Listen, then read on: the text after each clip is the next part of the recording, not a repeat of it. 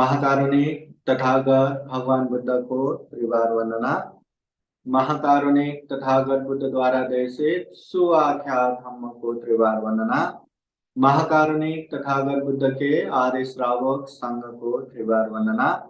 परम पूजनीय डॉक्टर बाबा साहब अम्बेडकर आज के विशेष धम्म देशना कार्यक्रम में प्रत्यक्ष अप्रत्यक्ष उपस्थित संपूर्ण श्रद्धा संपन्न बुद्धि संपन्न उपासक उपासिकाएं, आप सभी के जीवन में बुद्ध का आशीर्वाद रहे, धम्म का आशीर्वाद रहे, संघ का आशीर्वाद रहे। निरंतर पुण्य धम्म करते हुए सभी दुखों से मुक्ता निर्वाण तक प्राप्त कर सके, ऐसी कामना करते हैं। जातक कथाओं के विशेष धम्म देशना अंतर्गत आज जो जातक कथा हम सुनने वाले हैं वो जातक कथा का नाम है दुर्दद जातक। ये मूल पाली ग्रंथ में है। हम मूल पाली ग्रंथ के आधार में ही ये जातक कहानी ले रहे हैं। ये महाकारुणिक तथागत बुद्ध ये जातक कहानी मतलब कहाँ रह के किसकी वजह से ये उपदेश दिए और कि वर्तमान समय में क्या ऐसी घटना हुआ जिसकी वजह से ये दुर्दद जातक कहानी कहना पड़ा। तो पहला बुद्ध कहा किसकी वजह से, दूसरा वर्तमान कहानी, तीसरा अतीत कहानी। अभी ये शुरू होता है दुर्दद जातक, नाम भी कैसा, दुर्दद जातक। ये मूल पाली ग्रंथ में 180वां जातक कहानी है। अभी जातक कहानी ये कहानी इस तरह से आते हैं।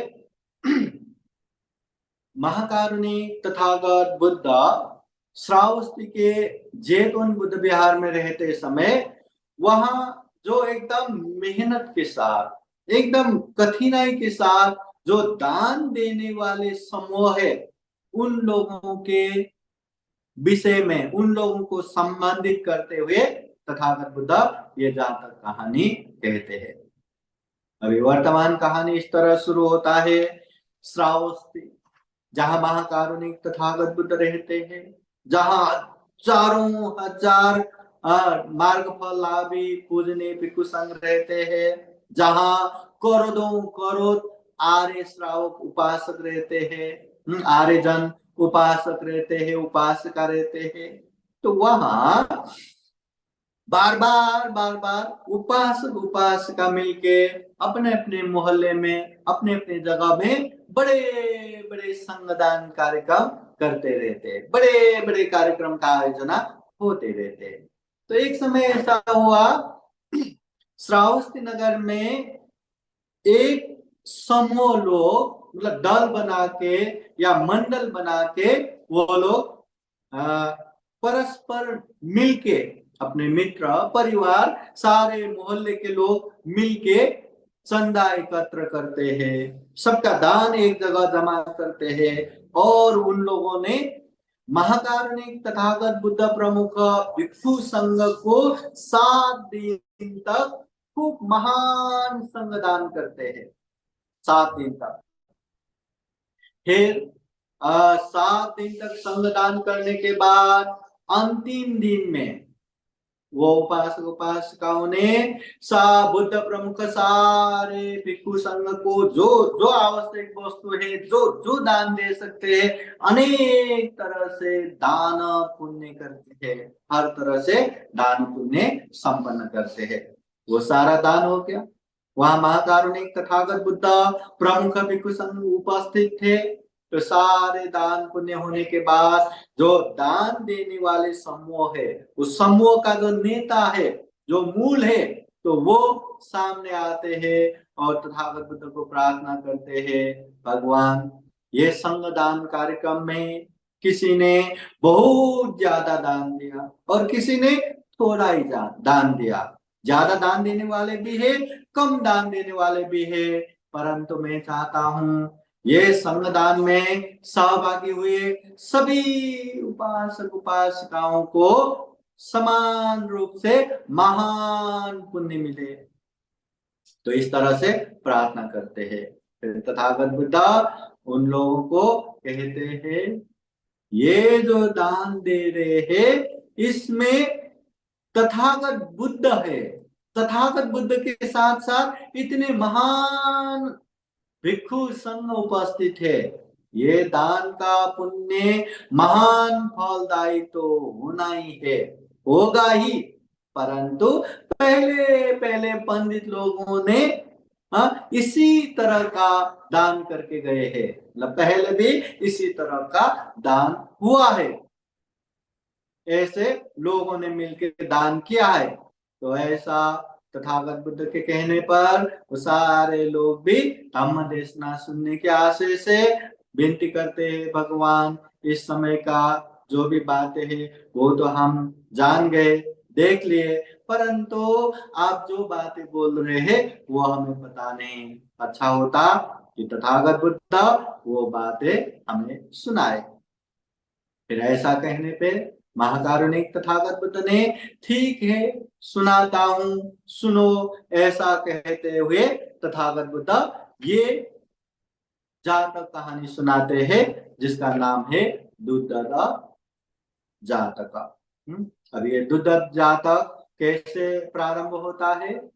पहले पहले बहुत पहले, बुद्ध बनने से भी बहुत पहले वाराणसी देश में ब्रह्मदत्त राजा राज्य कर रहे थे। उस समय ये वाराणसी के नजदीक जो काशी है वहां पे बोधिसत्व का जन्म होता है। बोधिसत्व जो अच्छे परिवार में जन्म हुआ, पैसे वाले परिवार में जन्म हुआ, इसलिए थोड़ा बड़ा होते ही वो तक्षशिला में गए शिल्प विद्या सीखने के लिए, और ज्यादा समय न लगाते हुए उन्होंने खूब शिल्प विद्या भी सीखे, अनुभव किए। फिर उसके बाद और बड़ा होने के बाद उसको वो घर आ गया। घर आने के बाद उसको लगा कि इतना शिल्प विद्या सीख के अब मुझे घर बैठ के कोई मतलब नहीं है, मैं तो प्रवज्ञा ही धारण कर लूंगा। तो वो लोग प्रवज्ञा लेने के लिए गए। तो बोधिसत्व वहां से निकल के ऋषि प्रवज्ञा ग्रहण करके अब वो हिमालय पर्वत में रहने लगे, प्रवज्ञा जीवन बिताने लगे। धीरे धीरे धीरे धीरे वहां बहुत सारे तपस्वी जमा हो गए। सभी लोग हिमालय पर्वत में रहने लगे। ऐसा रहते रहते ये जो शिल्प विद्या सीख के, ये जिन्होंने जो बोधिसत्व ने खूब ज्ञान हासिल किया था, तो हिमालय पर्वत में ऋषि तप प्रवज्ञा करते करते, मतलब ऋषि चर्या करते करते वो सारे जितने भी वहां तपस्वी है सबका मूल या सबका नायक बन के वहां समय बिताने लगे। देखते ही देखते उन लोगों का बहुत बड़े समूह हो गया। अब हिमालय पर्वत में रहते रहते वही तो बात है, हिमालय पर्वत में नमक नहीं मिलता, फल फ्रूट ये वो खाना खा के जिंदा रहते हैं। तो कुछ समय बाद उन लोगों ने भी ठान लिया अब नमक खटाई के लिए अब गांव की तरफ जाएंगे, शहर की तरफ जाएंगे। तो सारे ऋषि मुनिया हिमालय पर्वत से अभी वाराणसी नगर की तरफ आ गए। अभी वाराणसी नगर के तरफ आके जो नगर के द्वार है, द्वार के पास ही एक बहुत बड़ा राधा का उद्यान था, जिसे राज उद्यान या बगीचा, वो सुंदर बगीचा था। तो सारे ऋषि मुनिया ने वहीं पे डेरा जमा दिया, वहीं रहा। अभी वहां रहा। अभी कल के दिन खाना खाने के लिए वो लोग जो नगर का द्वार है, द्वार के सामने ही एक गांव था, तो सारे ऋषि मुनि वहां पे भिक्षाटन के लिए गए। हाँ, तो भिक्षाटन के लिए गए तो वहां के खूब सारे लोग मिलके उन लोगों को अच्छा खासा खाना दिया। वो खाना खा के उस दिन आराम से रहे। फिर अगले दिन के भिक्षा के लिए वो लोग अभी नगर के अंदर, हाँ, नगर के अंदर वाराणसी में भिक्षाटन के लिए गए। अभी हिमालय पर्वत से आए हुए ऐसे शांत सुंदर संयमित जो तपस्वियों को देख के सारे वहां के लोग प्रसन्न हो गया, और प्रसन्न होके सभी ने उन लोगों को अनेक तरह से भिक्षा देने लगे। और भिक्षा देने के बाद जब पता चला कि वो लोग नगर के पास राज उद्यान में रह रहे, तो वहां लोग अभी जमा हो गया। लोगों ने मंडली बनाना शुरू कर दिया, लोग ने दल बनाया और समूह बना के सारे लोग मिलके अभी चंदा इकट्ठा करने लगा, उन लोगों का दान जमा करने लगा। और सारे ऋषि मुनियों को बुला के एकदम अच्छा खासा महादान का आयोजन किया। और अच्छा खासा महादान आयोजना करने के बाद सारे ऋषि मुनियों का मतलब आमंत्रण हो गया, सबको बुलाया और अच्छा खासा सारे लोग समूह मिलके दान दिया। दान संपन्न हुआ।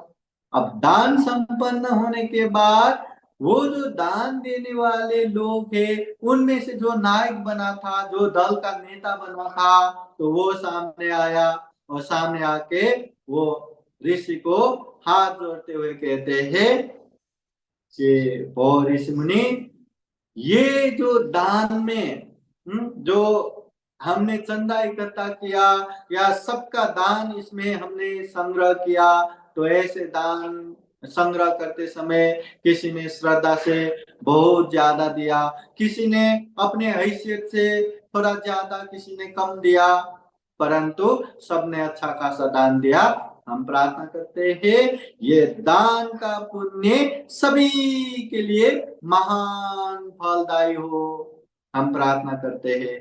तो ऐसा कहने पे बोधिसत्व ऋषि सभी को दान का अनुमोदन करते हुए धम्म देशना देते हुए कहते हैं, आप लोगों ने इतने श्रद्धा चित्त से, इतना मेहनत करते हुए, इतना परिश्रम करते हुए ये दान दिया है, इसका परिणाम तो अच्छा होना ही है, इसका परिणाम तो महान होना ही है। ऐसा कहते हुए यहाँ ये बोधिसत्व मूल पाली ग्रंथ में ये पाली गाथा द्वारा उन लोगों को समझाते हैं।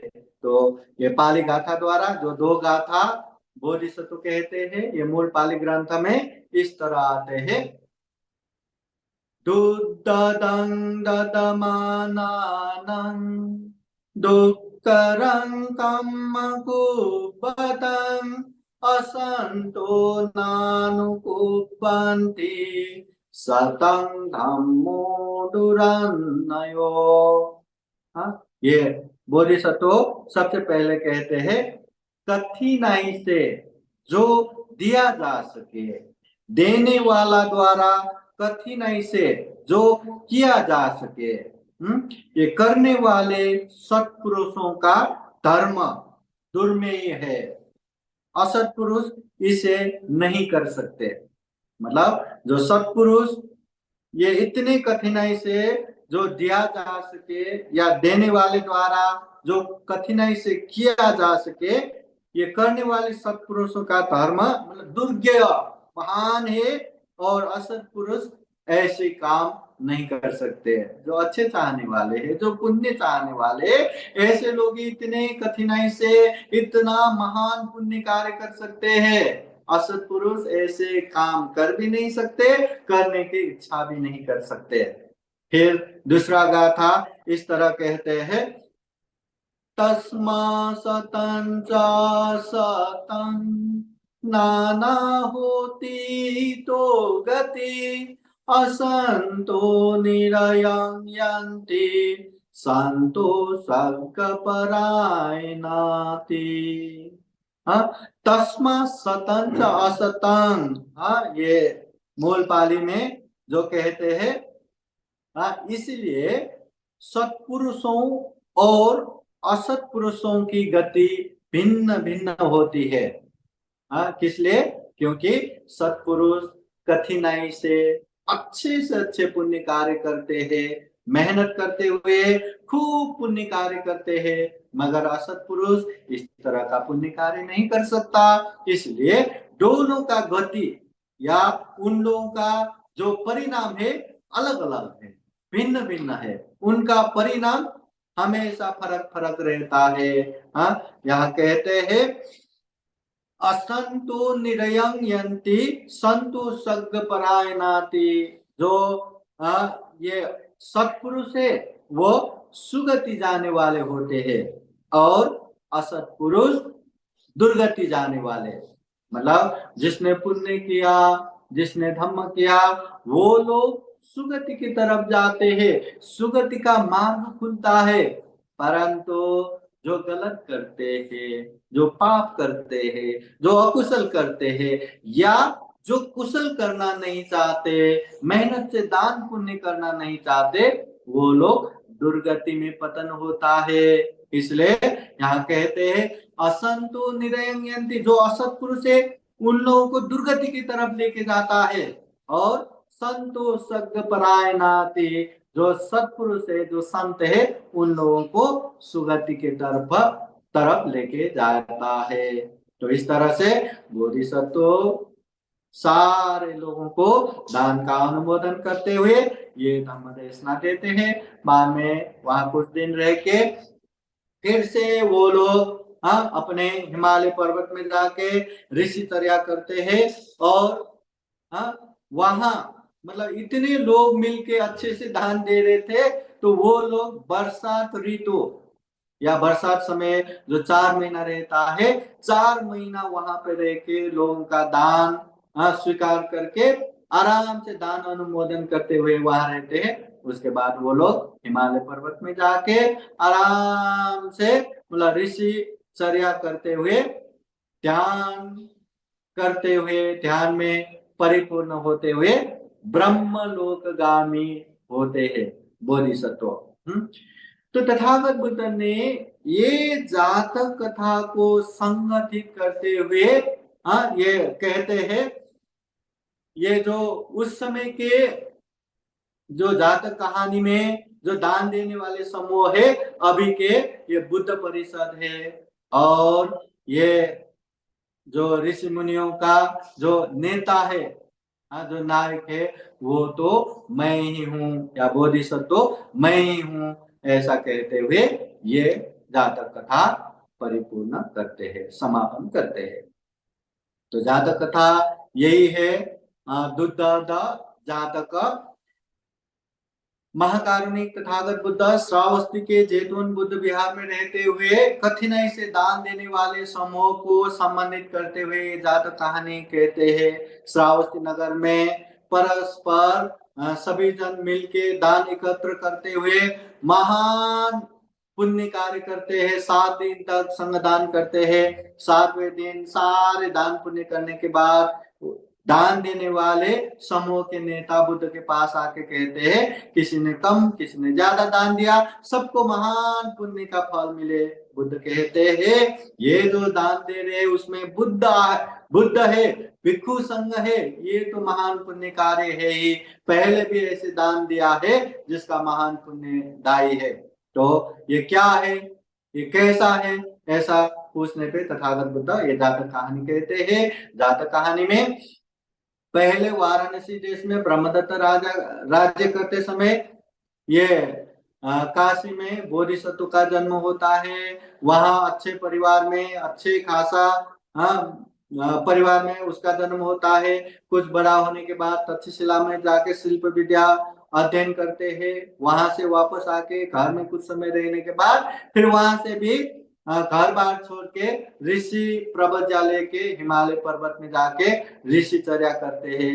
वहां बहुत सारे लोग, बहुत सारे ऋषि मुनिया वहां रहते, उनके नेता बन के वहां रहते हैं। कुछ समय बाद नमक खटाई के लिए शहर की तरफ आते हैं। वहां लोगों ने खूब अच्छे से दान पुण्य करके, मतलब सबका चंदा एकत्र करते हुए खूब महादान करते हैं, और उसका अनुमोदन सभी को महान पुण्यदायी मिले ऐसा नेता, मतलब समूह के नेता कहते हैं। फिर वो बोधिसत्व ऋषि जो श्रद्धा चित्त से दान देते हैं उसका पुण्य महान फलदायी होता ही है, ऐसा कहते हुए उन लोगों को धम्म देशना देते हैं और सभी जन संतुष्ट होते हैं।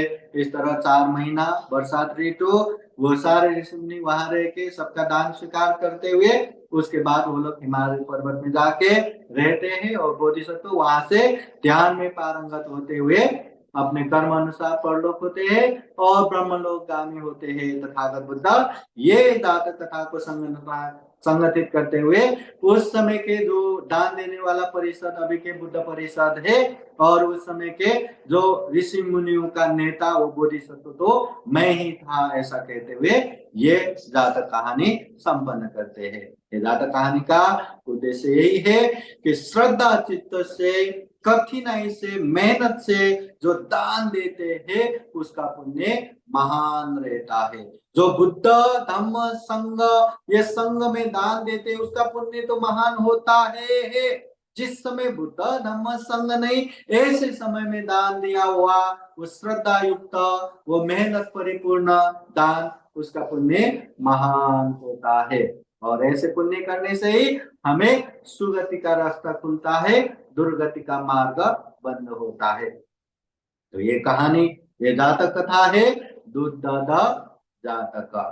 तो इस तरह आज हमने 2 जातक कहानी सुना। एक है उपसालक जातक और दूसरा है दूध दादा जातक। ये 167वां और 180वां 2 जातक कहानी है और ये जातक कहानी मूल पाली ग्रंथ में भी हम देख सकते हैं। तो कामना करते हैं हम भी महाकारुणिक तथागत बुद्ध के धम्म को खूब अच्छे से जान के समझ के व्यवहार में पालन करते हुए खूब पुण्य कर सके, खूब धम्म कर सके, अंत में जन्म जरा व्याधि मरण से मुक्त निर्वाण तक प्राप्त कर सके ऐसी कामना करते हुए ये धम्म देशना यही समापन करते हैं। सभी का मंगल हो, सभी का कल्याण हो। भवतु सब मंगलम।